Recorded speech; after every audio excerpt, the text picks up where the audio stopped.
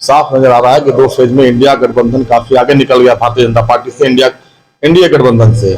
और जो तीसरा फेज है वहां भी माहौल हम लोग के पक्ष में है, और खासकर पलामू की बात करेंगे हम, क्योंकि हम लोग चुनाव के लिए हम लोग पूरे इंडिया गठबंधन के सभी दल के लोग हम लोग कमर कस चुके हैं और लगातार जनसंपर्क अभियान हम लोगों का जारी है। और सभी दल के लोग अपने अपने पलामू ही नहीं बल्कि पूरे झारखंड के अंदर जो हम लोग झारखंड की जनता के खिलाफ मोदी जी उतरे, हेमंत जी को जेल में डाल करके कोशिश किए थे। इंडिया गठबंधन की मजबूती से भाजपा का हवा निकल गया। जहां भी भाजपा के जो कैंडिडेट जा रहे हैं उनका विरोध का सामना कर पा रहा है। लोकसभा चुनाव के चौथे चरण की वोटिंग से पहले एक तरफ जहां भारतीय जनता पार्टी चुनाव जीतने के लिए जी जान लगाए हुए है, तो वहीं इंडिया गठबंधन भी इसमें पीछे नहीं है। इंडिया गठबंधन की एक बैठक गढ़वा में मंत्री मिथिलेश कुमार ठाकुर के आवास पर की गई। इस बैठक में कांग्रेस, जेएमएम, राजद, भाकपा माले व आम आदमी पार्टी के नेता कार्यकर्ता मुख्य रूप से शामिल हुए। बैठक में पूरे गढ़वा जिले के 189 पंचायतों के लिए सभी दलों से मिलाकर 56 सदस्यीय जंबो कमेटी का गठन किया गया।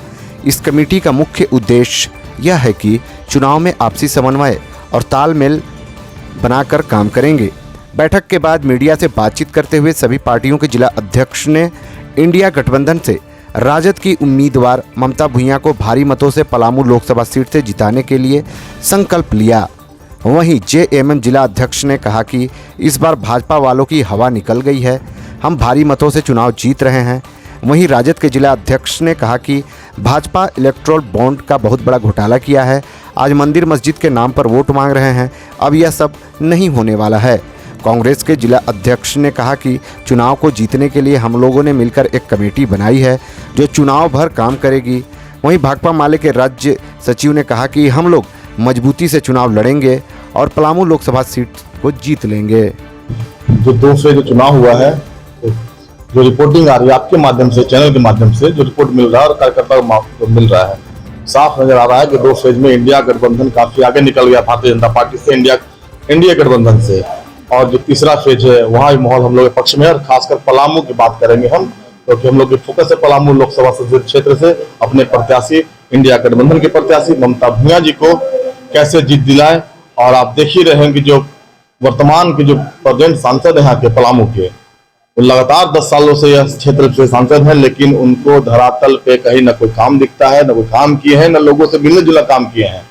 तो लोग उनका काफी विरोध कर रहे हैं। जहां जा रहे उनको निकल भगाया जा रहा है, गांव से यहाँ खदेड़ा दिया जा रहा है, देहात की भाषा बोले तो खदेड़ा जा रहा है। तो हम लोग की जो प्रत्याशी है इंडिया गठबंधन पूरे इंटेक्ट के साथ, पूरे मजबूती के साथ ममता भुइयां जी जिताने के लिए काम कर रही है। और साथ ही साथ जो आप लोग देख रहे होंगे, जो कल हम लोगों की बैठक हुई थी, इसमें माननीय प्रदेश अध्यक्ष संजय सिंह यादव जी और जो कन्वीनर बनाए गए हैं इस चुनाव के लिए पलामू के लिए माननीय गौतम सागराना जी, कल उनकी उपस्थिति में हम लोगों ने यहाँ पे एक समिति बनाया है। जो समिति पूरे 189 पंचायत में कार्य करेगी, 170 बूथों पर जाएगी और इंडिया गठबंधन जो प्रत्याशी है ममता जी, उनके लिए काम करेंगे हम लोग।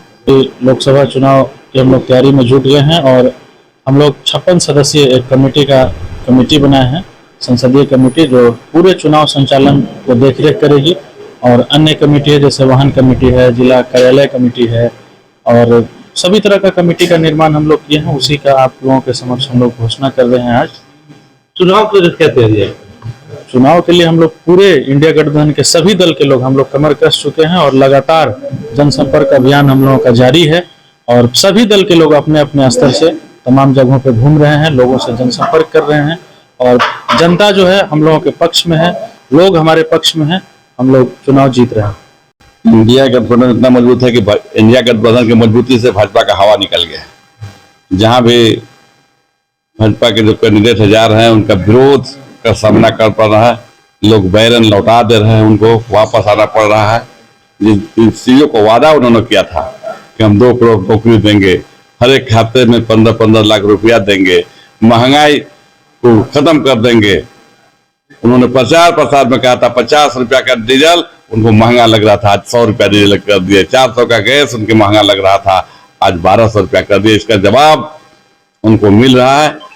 और 2024 का जो चुनाव है लोकसभा का, इसमें इंडिया गठबंधन मजबूत स्थिति में उभरेगी और इंडिया गठबंधन की सरकार बनेगी। इस चुनाव में निश्चित रूप से कहिए कि माले लगातार जो गरीब गुरबों के लिए संघर्ष करते रही है, किसानों के लिए, मजदूरों के लिए, और माले ही एक किस तरह अपने रोल में रहती है। सिर्फ चुनाव ही नहीं, चुनाव के पहले भी और चुनाव में भी। हमको लगता है कि जिस तरह का पलामू की जनता आज बदलाव के मूड में आ गई है, यहाँ के संसदीय क्षेत्र में जो प्रतिनिधि थे उनको लगातार जनता के बीच विभाजन का शिकार होना पड़ रहा है। और हमको लगता है कि सिर्फ पलामू ही नहीं बल्कि पूरे झारखंड के अंदर जो हम लोग झारखंड की जनता के खिलाफ मोदी जी उतरे, हेमंत जी को जेल में डाल करके कोशिश किए थे कि यहाँ आदिवासियों के ऊपर हमला होगा, हम करेंगे, चुनाव में सफलता हासिल करेंगे। लेकिन ठीक इसका उल्टा हुआ कि पूरे जगह भाजपा का कहिए कि लोग मूड बना लिए हैं कि बदल